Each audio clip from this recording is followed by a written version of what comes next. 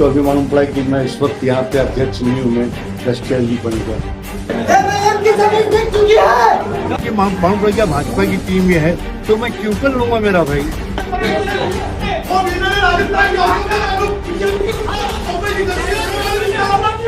लेकिन ऐसी हरकतें करना मेरे हिसाब से किसी के लिए भी, और पॉलिटिकली मेरे हिसाब से इस तरह की हरकत करना मतलब यह है कि आप पॉलिटिकल सुसाइड कर रहे हैं करके।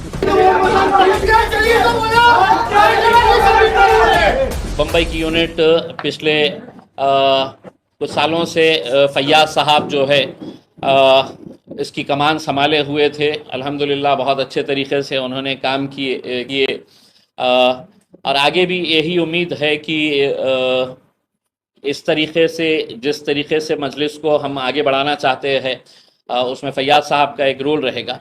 तो फैयाज साहब ने जब ये बात कही कि वो ख़ुद इलेक्शन लड़ना चाह रहे हैं तो हमारे लिए ये था कि अब हम पूरा फोकस जो है जिस कॉन्स्टिट्यूंसी से वो लड़ना चाह रहे हैं वहाँ पर पूरा लगाते हुए हम सबसे ज़्यादा मेहनत जो है वो वहाँ पे करना अभी से शुरू कर देंगे। उसी ज़िम्मन में कि जहाँ से हमारे मौजूदा मुंबई के सदर जहाँ से इलेक्शन लड़ रहे हैं वो सीट हमारे लिए विखार की सीट होगी और हम पूरी अपनी जान लगाकर वो सीट को निकालेंगे इंशाल्लाह, वो सीट जीतेंगे इंशाल्लाह। तो अभी फ़िलहाल जैसा इम्तियाज़ जलील साहब ने कहा कि पूरी बॉडी एज इट इज़ है, बॉडी का कुछ भी नहीं है, बॉडी पूरी एज इट इज़ है, खाली ताकि इनको एज ए कैंडिडेट आपको काम करना पड़ेगा। तो इसलिए हमने सदर मजलिस बैरिस्टर असदुद्दीन ओवैसी साहब ने तय किया कि सदारत जो है सो जनाब रईस लश्करिया साहब को दी जाए। सभी साथियों को नमस्कार, अस्सलाम वालेकुम। मुझको अभी मालूम पड़ा कि मैं इस वक्त यहाँ पे अध्यक्ष नहीं हूँ, मैं ट्रस्टी जी बन गया। कुछ दिन पहले इम्तियाज़ भाई मेरे पास आए थे, उन्होंने कहा कि भैया शर्त हमारी ये है, अगर सीट लड़ते हो तो पद छोड़ना पड़ेगा आपको, पद पे रहना है तो सीट छोड़ना पड़ेगा। मैं खामोश था, कुछ बोला नहीं।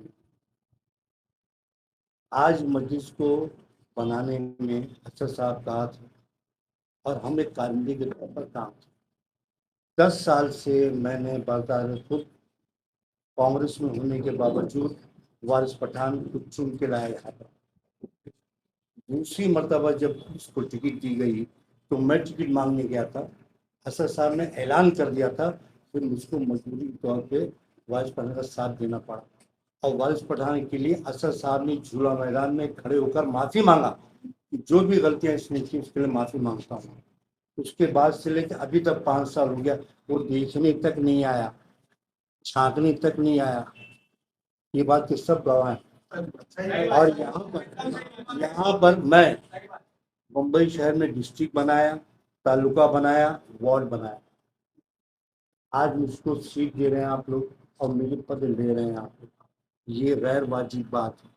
मेरे बगल की सीट है, वो सीट मेरे बहुत इम्पोर्टेंट सीट है, आपके लिए भी इम्पोर्टेंट, क्योंकि फिरका प्रस्त आप खुद तोड़ना है। तो मैं आपसे गुजारिश करता हूँ, बहुत ही मौजूदा गुजारिश है कि आपकी सीट आपको मुबारक, आपका पद आपको मुबारक। खुदा हाफिज, अल्लाह हाफिज, नमस्कार। चल जय हिंद, जय महाराष्ट्र। हाँ चलिए।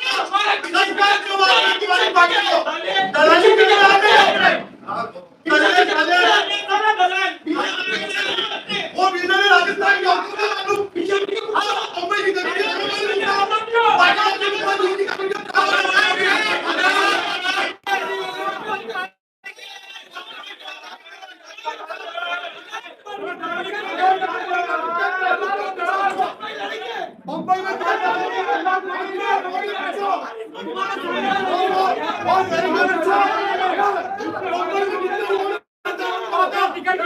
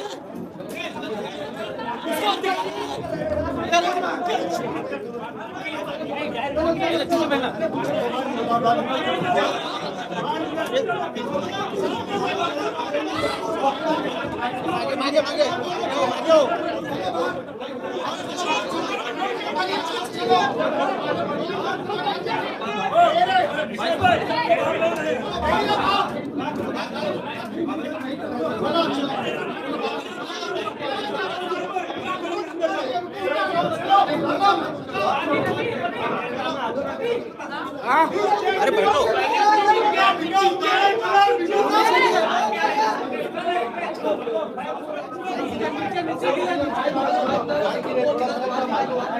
अरे बाजू आ जाओ, बाजू आ जाओ।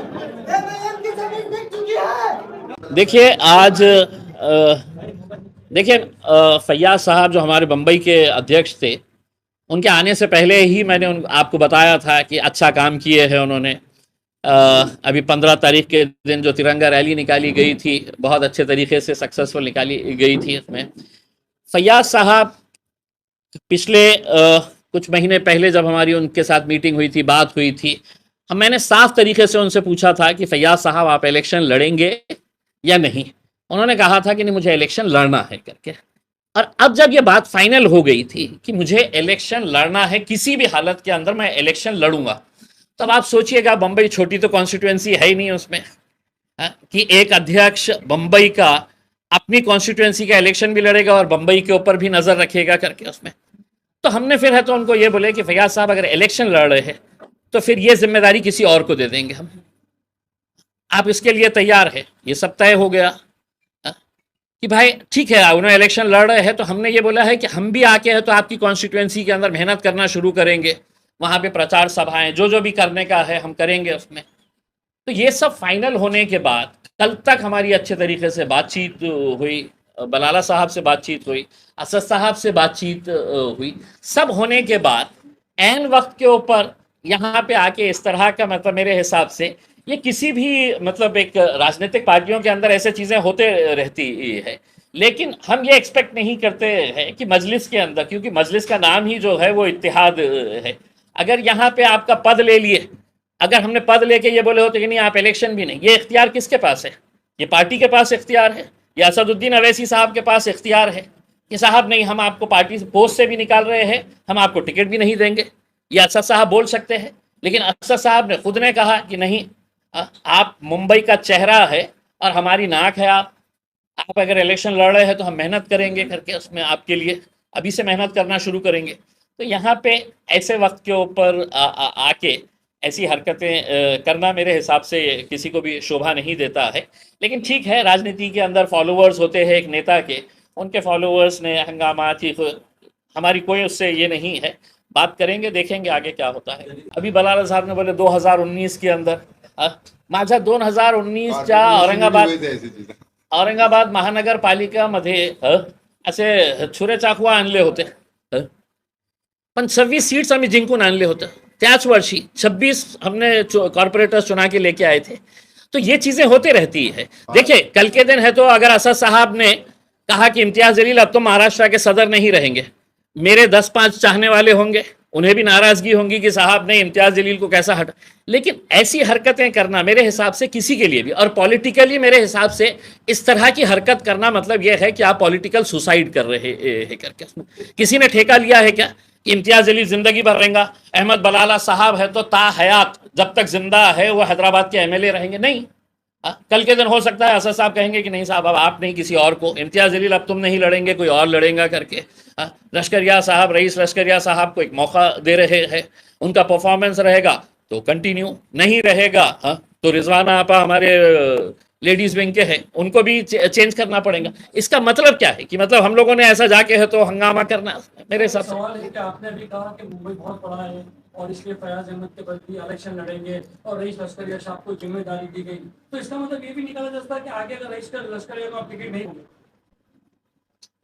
क्योंकि मुंबई अध्यक्ष बने हैं। देखिए अभी फिलहाल के तौर के इसी ऊपर तो रीजन पे आप वो जो रीजन दे रहे फयाज अहमद को निकालने का, यही रीजन दे रहे हैं कि मुंबई बड़ा है, इलेक्शन का टाइम है, उनको इलेक्शन ना, तो अगर कल को रईस लश्कर या इलेक्शन आप टिकट नहीं दोगे उस देखिए चीज़ को ये अभी फिलहाल तो हमारे पास ऐसा कोई भी प्रपोजल नहीं आया है कि निकाले हो, अगर कभी ये खड़े हो गए कि हमको टिकट हाँ, तो उस वक्त तो हम बिल्कुल फैसला करेंगे ना, जो भी फैसला पार्टी का अध्यक्ष करेंगे उसके अंदर वो सबको मानना पड़ेगा ना। आप भी इलेक्शन लड़े थे, आप भी प्रेसिडेंट थे महाराष्ट्र के, तो आपने क्या इस्तीफा दिया था उस वक्त? किस दिन किस वक्त? आप इलेक्शन एमपी का लड़ रहे थे, तो आप भी महाराष्ट्र का प्रदेश अध्यक्ष थे, हाँ, हाँ।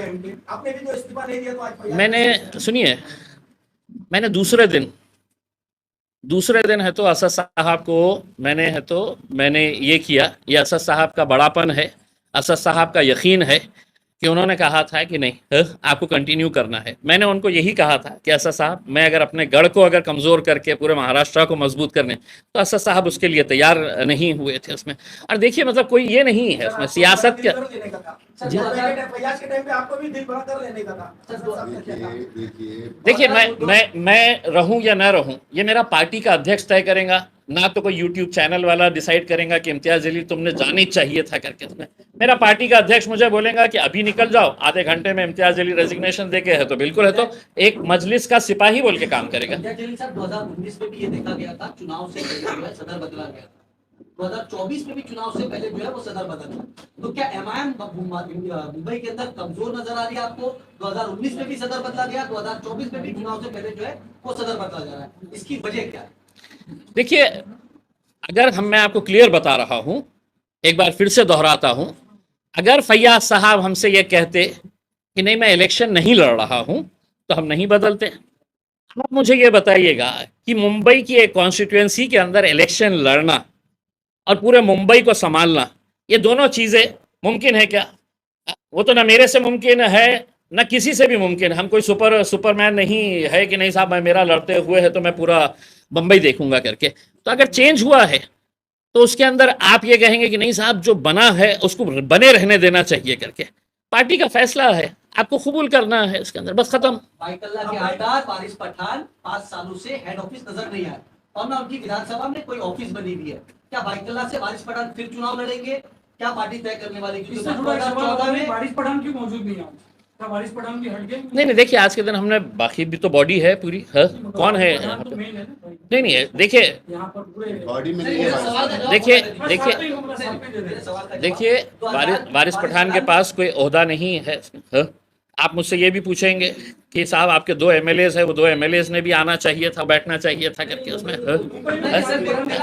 हाँ ठीक है ना। उसमें देखिए अगर पार्टी ने अगर तय करी, अगर असद साहब ने तय करे कि वारिस पठान लड़ेगा, इम्तियाज जलील नहीं लड़ेगा, वारिस पठान औरंगाबाद से लड़ेगा, तो पार्टी को कबूल करना पड़ेगा उसके, मुझे कबूल करना पड़ेगा उसमें। अब ये मत वो करिएगा साहब कि नहीं वो क्यों नहीं आके बैठे हुए है करके, ये साहब के जैसा बोलने के हिसाब से नहीं साहब आपने छोड़ देना चाहिए था करके। उसमें मैंने छोड़ दिया था साहब, इतना अखलाक और इतना पार्टी का मेरे के अंदर ये है कि मेरी जिम्मेदारी थी। सर मेरा सीधा सा सवाल था, 2019 में वारिस पठान यहाँ से 32,000 वोट पाते हैं बाइकला से, उन्होंने अपनी ऑफिस बंद कर दिया और हेड ऑफिस में पिछले 5 सालों से वो नजर नहीं आया। तो क्या बाइकला विधानसभा से फिर से वारिस पठान को एमआईएम जो है टिकट देने जा रही है, क्योंकि 2014 में वो चुनाव जीत चुके हैं? उसके ऊपर देखिए अभी तो फैयाज साहब ने जो कॉन्स्टिट्यूएंसी जाहिर की थी वो बाइकल्ला की कॉन्स्टिट्यूएंसी ही जाहिर की थी उसके अंदर। अब मैंने आपको साफ शब्दों में जब बता दिया था कि फैयाज साहब के लिए हम मेहनत करेंगे करके वहाँ पर, तो फिर स्वाभाविक है कि जब हम एक आदमी को उनके ओहदे से हटा के वहाँ पे अगर लेके जाने के बाद सोच रहे हैं तो दूसरे का किसी का सवाल ही नहीं पैदा होता है। सर इससे जुड़ा हुआ एक सवाल और आपसे, 5 सालों से एमआईएम जो है यहाँ पर अगर देखिए पार्लियामेंट के चुनाव की अगर बात करें, पार्लियामेंट के चुनाव में यहाँ पर मुंबई में भी 3 कैंडिडेट खड़ा किए थे, चाहे थाना की बात कर ले, उधर की बात कर ले, जैसे आपने कहा असदुद्दीन ओवैसी साहब फैसला करते हैं, लेकिन ये तमाम कैंडिडेट था पार्लियामेंट चुनाव की तरफ से असदुद्दीन ओवैसी साहब का साफ तौर पर कहना था कि सिर्फ मेरे 3 कैंडिडेट है, तो बाकी कैंडिडेट किस तरीके से खड़े होंगे, जब उनका साफ तौर पर? देखिए मैं एक बात बताना चाहता हूँ कि 2019 का अगर इलेक्शन देखेंगे आप विधानसभा का, उसमें कई ऐसी जगह थी कि जहां पर हम बहुत मजबूत थे कि वहां से हमें निकलने का ये है, लेकिन एक समझ लीजिएगा एक ऐसा शहर है कि जहां पर हमारी पार्टी बहुत अच्छे तरीके से बॉडी काम कर रही है वहां पर और एन मौके के ऊपर वो कहते हैं कि नहीं साहब हमारे को भी इलेक्शन ये शहर से लड़ना है करके उसमें तो पार्टी को जिंदा रखने के लिए कई जगह के ऊपर हमारे को भी ये फैसला करना पड़ता है कि साहब आपका केडर है, मेहनत कर रहा है, हम ये जानते हुए कि साहब ये सीट हमारी यहाँ पर इतनी मजबूत नहीं है उसमें। लेकिन पार्टी के केडर को हमने क्या बोलना कि नहीं साहब अब आप जाइए, अब आप तो शिवसेना को दे दीजिएगा, भाजपा को दे दीजिएगा, कांग्रेस को दे दीजिएगा, ऐसा नहीं होता है इसमें। तो मेरे हिसाब से जो भी टिकट दिया गया है, AB फॉर्म जब रिलीज होता है तो वो AB फॉर्म के ऊपर सिर्फ 2 ही लोगों के सिग्नेचर होते हैं पूरे हिंदुस्तान के अंदर।